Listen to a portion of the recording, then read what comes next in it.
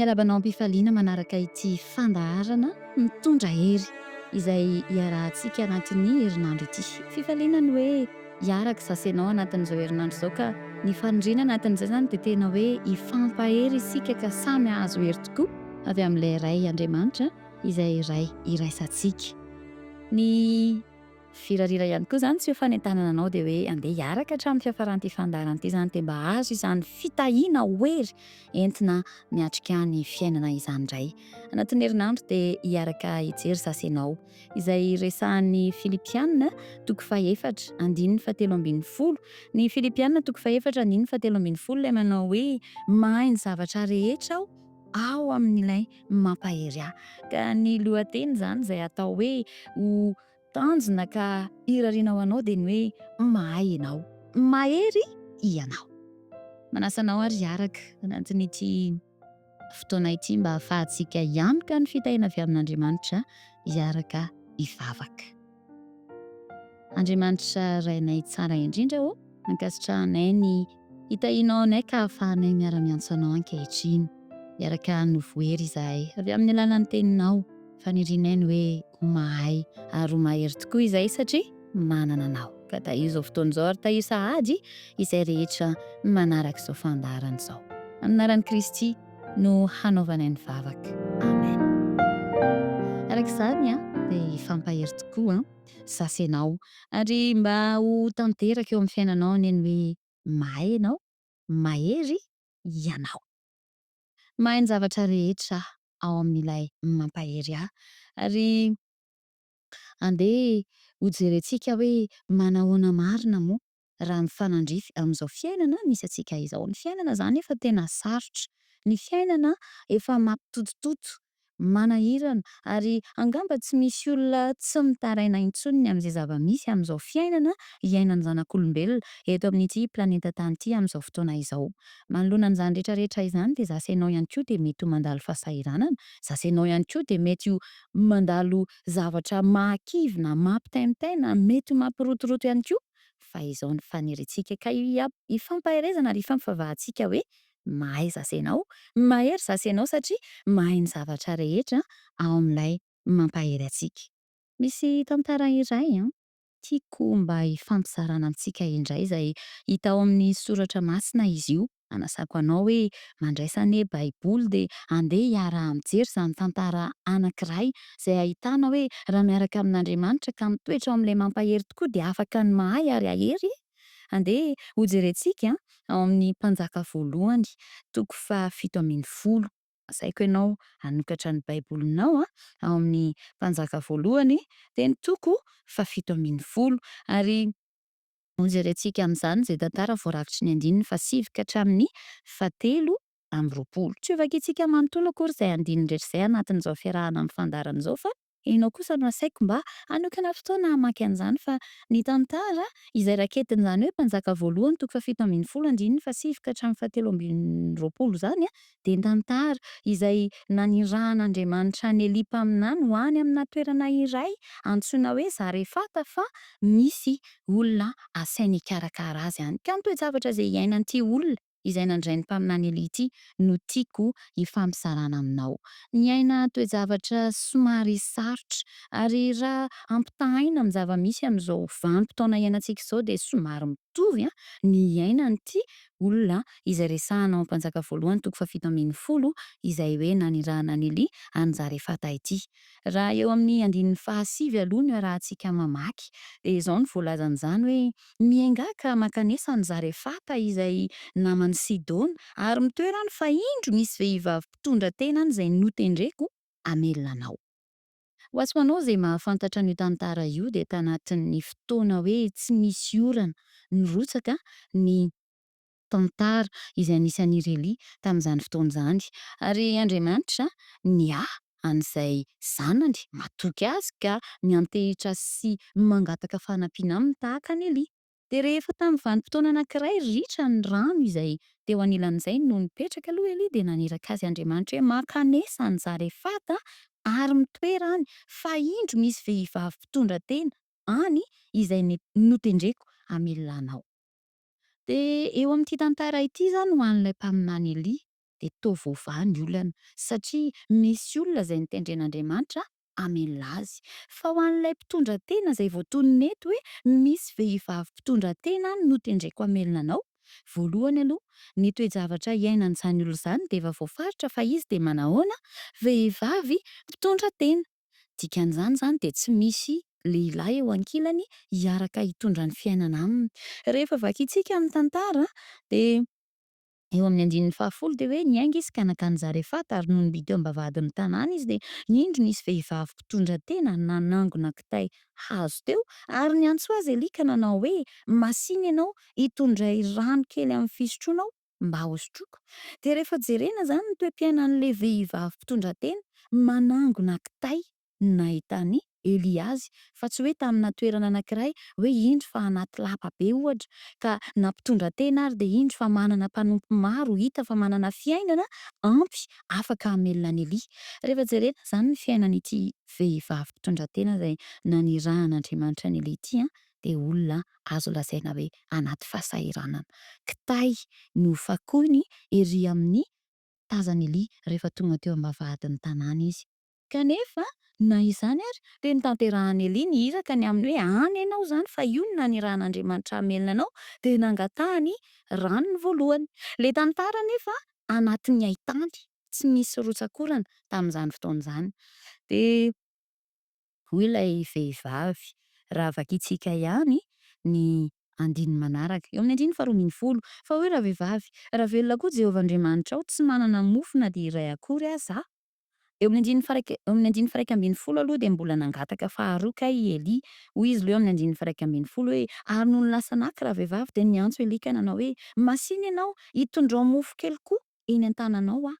Rehefa efa nirahany an-karano le olona anatin'ny fotoan'ny haintany de lasa le olona de nantsony indray hoe andraso aloha mba hitondrao mofo ihany koa aho. De eo amin'izay le 12 hoe efa hoy raha vehivavy raha velona koa Jehovah'Andriamanitrao tsy manana mofo na de iray akory aza aho fa kobaka eleran'ny tanan'ila ao amin'ny barika sy diloilo kely foana ao amin'ny tavoara ary maka tapa-kazo roa aho zaho ka hiditra hanamboatra ireto hoanina mianaka de ho faty izahay. Zany ny toe-javatra iainan'ity vehivavy ity.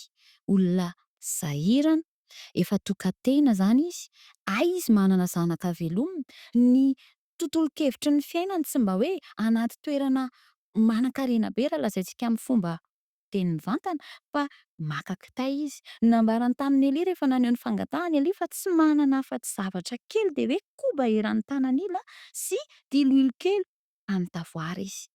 Fa ny olona toy izany nefa no nantsoin'Andriamanitra hamelona any Elia. Amiko sy aminao ihany koa de mety misy miaina toe-javatra tahaka ity vehivavy mpitondra tena ity. Sahirana amin'ny maha mitondra tena arak'izany de hoe manano tena, tsy manana vady, hifanampy eo anila eo amin'ity fiainana ity. Kanefa be de be ny adidy. Kanefa indrindra indrindra raha tahaka ity ramatoa ity manana zanaka betsaka zany tsy maintsy hiezaka atao mba hamelomana, mba hamitana ny adidy sy andraikitra rehetra, hanefana ny adidy rehetra amin'ny zanaka. Kanefa sahirana, kanefa ihany koa ny fiainana efa sarotra. De te hampahery anao izay mety anaty toe-javatra toy izany amin'ity fotoana ity manokana ny tenako. Mety raha amin'izao fotoana misy atsika izao no hitrangan'ny toe-javatra toy izany de satria nanaiky hanome sakafo sy rano an'i Elia ity vehivavy ity raha vakitsika manontolo le tantara ao amin'ny Baiboly de mety hiteny ny hafa hoe adalàna koa nen'io vehivavy io, efa kely sisa ny ananany ve de mbola nanome ihany izy. Mety hiteny ny hafa hoe raha zany teo amin'ny toerany no fihiniko ko ny zanako tsy maintsy velomiko izahay, io sisa ny anananay de ho faty izahay tokoa raha io no mbola omena ny hafa. Fa nangataka Elia, adidy zany de nanome ilay vehivavy mpitondra tena na teo ary ny fahasahiranany. Ho azy manao ihany koa zany raha anatin'ny fahasahiranana, anatin'izay toe-javatra mety ho mahakivy sy mahaketraka amin'ity fiainana ity. Afaka ny ahery zasy ianao ary afaka ny ahazo fahendrena avy amin'Andriamanitra mba hahatonga ny fiainantsika ho mety rehefa avy eo.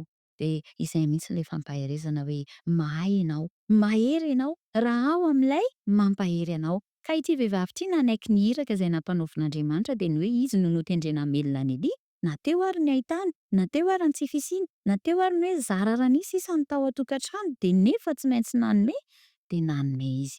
De fantatritsika tsara nefa ny tantara fa hoy ny voalazany Lia ao amin'ny andininy fahatelo ambin'ny folo am'le mpanjaka voalohany toko fahafito ambin'ny folo raha naneho ny ahiahin'ilay vehivavy hoe kely sisany ao de ho faty izahay, de hoy Elia. Fa hoy Elia taminy: "Aza matahotra fa andeha miditra ka manaova arak'izany lazainao izany, nefa hanaovy mofo kely ihany aho aloha ka ento ety amiko. Ary rehefa izany de vao manaova ho anao sy ny zanakao. Fa izao no lazain'i Jehovah Andriamanitry ny Israely: tsy ho lany ny koba ao amin'ny barika, ary tsy ho ritra ny diloilo ao amin'ny tavoara mandra-piavin'ny andro andatsahan'i Jehovah raha norana amin'ny tany." Ry hava-malala, am'ty fiainana sarotra ity, asa manahoana ny fiatrehanao ny olana mianjady eo amin'ny fiainanao sy ireo adidy tsy maintsy toavinao? Asa manahoana ny fiantrehanao ny tsy fahampiana sy ny fahasahiranana amin'izao fiainana izao, nefa maro ireo andraikitra tsy maintsy sahaninao, indrindra raha amin'ny toerana mitovy amin'ity ramatoa ity, ianao hoe tokan-tena, mety ho lehilahy efa tsy manambady fa efa nodimandry ny vady, mety ho vehivavy efa manano-tena koa ka tsy eo intsony ilay vady. Manahoana ny fiantrehanao ny hoe kely sisa ny eo am-pelantanana nefa miamiavosa ihany ny filàna amin'ity fiainana ity. Fa raha jerentsika ny tantara tahaka ny an'ity vehivavy ity izay heverina sy amin'ny fomba fijerin'ny olombelona de hoe miady rery satria sady lahy ny vavy, sady dada ny neny ho an'ilay zanany, kanefa tamin'izay fotoana izay indrindra no niditra an-tsehatra teo amin'ny fiainan'i Andriamanitra. Ary io no ampaherezana asa ianao ihany koa. Amin'izao fiainana izao zany n'inona toe-javatra tsy maintsy hatrehana, n'inona fahasarotana misy kanefa eo koa ny adidy sy ny fanompoana an'Andriamanitra tsy maintsy atao, de andeha ahery ka hanome, andeha hanome ny mahakasika antsika indrindra ho an'Andriamanitra, de izy no miditra an-tsehatra. Raha jerentsika manko zany hoe ity sisa de ho faty izahay, zany hoe iny mihitsy zany no niantoka an'le aina, nefa iny no nangatahan'Andriamanitra mba hamelomany any Elia-paminany, de nanaiky ity ramatoa mpitondra tena ity olona tokan-tena sahirana eo amin'ny fiainany ity. Ka zasy ianao ihany koa mangataka amintsika ihany koa Andriamanitra ny amin'izany hoe andao omena azy ihany koa ny mahakasika antsika rehetra izany. Andeha ahafoy ny fiainantsika mihitsy ho an'Andriamanitra. Ka raha mahatsapa ary isika hoe ohatry ny efa kely anie sisa mandeha ny fotoana de kely fotsiny ihany fotoana ananako ohatra, de andeha atolotra ho an'Andriamanitra zany ho entina ho amin'ny fanompoana azy, ho entina hanatanterahana ny sitrapony. Raha mahatsapa isika hoe kely fotsiny anie ny ananako sy ampelantanako sisa, tahaka an'ilay ramatoa hoe ty sisa de ho faty izahay, mety ho tahaka izany mihitsy ny fahatsapantsika. Fa raha miantso antsika Andriamanitra eo amin'ny fiainana de andao hanolotra ny momba antsika rehetra, hanolotra ny fiainana manontolo mihitsy amin'Andriamanitra, fa izy no miditra an-tsehatra. Ary Andriamanitra tsy mitaky zavatra hafa. Izy zany tsy niteny hoe mandehana aloha mihindrana any amin'olon-kafa ho an'ny Elia, na hoe mandehana aloha miasa ianao de mba omen'olona de haveloma Elia, fa le tao aminy no notahian'Andriamanitra ahatanterahany an'ilay iraka. Sasa ianao ihany koa, inona ny ao amintsika ao? Mety ho kely ny fahitantsika azy, mety ho efa ambivotra ny fahatsapantsika azy, mety ho mahakivy ary tena hoe mampitanondrika satria manahirana le fiainana fa efa sarotra ny fahatsapantsika azy. Fa izao mangataka amiko sy aminao Andriamanitra ny aminy hoe atolotra azy ny fiainana manontolo, de andeha ahafoy ny momba antsika amin'Andriamanitra, andeha asa hanolotra ny fontsika manontolo, ny fiainantsika rehetra mihitsy amin'Andriamanitra, de izy no hanome antsika izay ilaina. Andeha anie isika hijery ao amin'ny baiboly teny anankiray izay mahafinaritra amin'ny ampaherezan'Andriamanitra, ampanantenany antsika ny fitiavany ao amin'ny Salamo fahadimy amby efapolo de ny andininy fahatelo. Manoloana an'izao fiainana izao sy ny adidy, ny antso, ny fanompoana an'Andriamanitra, de ovakitsika zay lazain'ny Salamo fahadimy amby efapolo de ny andininy fahatelo. Zao ny voalazan'izany vakitsika amin'ny anaran'i Kristy. Feheza eo ambalahanao ny sabatrao ry lay mahery, de ny fiandriananao sy ny voninahitrao. Feheza eo ambalahanao ny sabatrao ry lay mahery, de ny fiandriananao sy ny voninahitrao. Manana sabatra ka isika, de io no hitondra ho amin'ny fiandrianana sy ny voninahitra. fary ilay mahery hoy izy. De izy eo am-balanao ny sabatra ao. Isika mahafantatra fa raha ny soratra masina no miresaka ny amin'ny sabatra, ny sabatry ny fanahy de ny sabatra izay entintsika miady ny tenin'Andriamanitra aoka ho fehezina eo amin'ny valahantsika izany. De io no hitondra antsika ahery ho amin'ny fiandrianana ary ho amin'ny voninahitra. Fa zaza ianao tokoa mantsy de manam-boninahitra eo imasin'Andriamanitra. Manana sarobidy manokana, tombam-bidy manokana eo imasin'Andriamanitra ka ho anao ary. Mety ho renin-tokantena ianao, mety ho mamelona irery ny zanakao ianao, mety ho raim-pianakaviana miahy irery ny ankohonanao ianao no sady lahy ny vavy, mety ho olona tsy amin'izany sokady izany kanefa manana fahasahiranana, hita hoe tena sahirana kanefa be adidy sy andraikitra eo amin'ny fiainana ianao, mety ho olona mahatsapa an'izay sarotra amin'izao fiainana izao ka hoe efa mitaraina matsiaro ho ambany amin'ny zavatra rehetra, n'inon'inona trehanao amin'ity fiainana ity. De izao, na de tsy mora ary ny zava-misy amin'izao vanim-potoana iainantsika izao, miantso anao Andriamanitra, ilay mpampahery. Mahay ianao ary mahery ianao. Mahay ianao miatrika an'ilay toe-javatra, izany hoe atoron'Andriamanitra anao ny fomba ahatafavoahanao amin'io toe-javatra sarotra io, ary mahery ianao, mahery miatrika an'ilay toe-javatra satria mahay ny zavatra rehetra ao amin'ilay mampahery anao. Ka afaka anana izay ilaina, afaka hipetraka amina toerana hoe tokony ahatongombana anananao fiadanana anaty eo amin'ny fiatrehanany fiainana, fa ny tanan'Andriamanitra manko no hiazona. Ny tanan'Andriamanitra izay nitahiry an'ilay koba eran'ny tanan'ila sy diloilo tamin'ny tavoara kely tao amin'ilay ramatoa tany Zarefata, nanaiky ny antson'Andriamanitra, namonjy sy namelona ny Elia, de iny tana mahery iny ihany koa no hiazona an'izay eo am-pelantananao ankehitriny mba ahafahanao miaina andeha lavitra, handroso ary ho tonga amin'ny fahatanterahana amin'ity fiainana ity.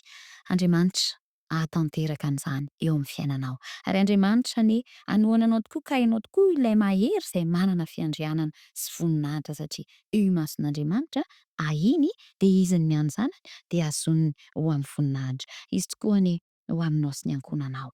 Ny andro fanontaniana de hoe manaiky ve ianao? Ekenao ve ny hoe mahay ianao manomboka eto? Ekenao ve ny hoe mahery ianao manomboka eto? Fa Andriamanitra manko no efa ao ambadika ny zavatra rehetra. Onona hanome anao ny fahendrena de ahay ianao. Onona hanome anao ny hery de mahery ianao. Antsoy Andriamanitra fa miandry anao io ambadika ao eo izy, ary miandry anao fotsiny hitodika aminy de handray azy, hanolotra azy ny fiainanao de ho tanterahany aminao izany. Raha manaiky ary ianao, andao hiaraka hiantso azy de andeha hanolotra momba antsika amin'Andriamanitra. Vonona ianao, andeha isika ary hiaraka hivavaka. Andriamanitra tianay, misaotra ny amin'ny hafatra manome farantenana fa afaka ny ahay ary afaka ny ahery izahay satria manana anao ilay mpampahery anay. Ianao tokoa ilay efa niazona ny fiainan'ireo olona maro izay tantarainao amin'ny Baiboly. Ianao no niany fiainan'ilay vehivavy mpitondra tena, niany fiainan'ny Elia ihany koa tamin'ny alalan'izany vehivavy izany. Ianao ihany koa nitokisanay fa hiany fiainanay. Ka ankinonay aminao mombanay ary atolotra ianao ny fonay, omenay ianao manontolo ny fiainanay rehetra mihitsy. Raiso Andriamanitra ary amboary tefeo mba hiaina hifanandrefy amin'ny sitraponao ka ahay satria ianao no ampahay anay, ahery satria ianao no ampahery anay, ka n'inon'inona zava-misy amin'izao fiainana izao de ho tafavoaka mpandresy satria miaraka aminao. Matoky anao izay Andriamanitra, ny fanahinao masina no aoka, tsy sarahanao aminay fa ampitoero aminay, ampatsiahanay ary tarika anay ho amin'ny sitraponao. Amin'ny anaran'i Kristy ilay tianay no hanaovanay ny vavaka misaotra Andriamanitra. Amen. De ny teny izay tiako atolotra anao isarahantsika de izay lazain'ny Isaia 3:7 ny andininy 4. Ao amin'izany Isaia 3:7 izany de izao ny voalaza hoe satria malalo eo imasoko ianao, eny be voninahitra ianao sady tiako, de olona no omeko solonao ary firenena ho solon'ny ainao. Efa manana planina Andriamanitra, efa misy avelany hisolo antsika eo amin'ny ady hatrehina malalo eo mason'ny sasenao, sarobidy ary tena tiny. Mahay ianao, mahery ianao. Rary soa ary ny fiadanan'Andriamanitra ny ho ampitoeriny aminao lay iny rinay mahery. Mandra-pio.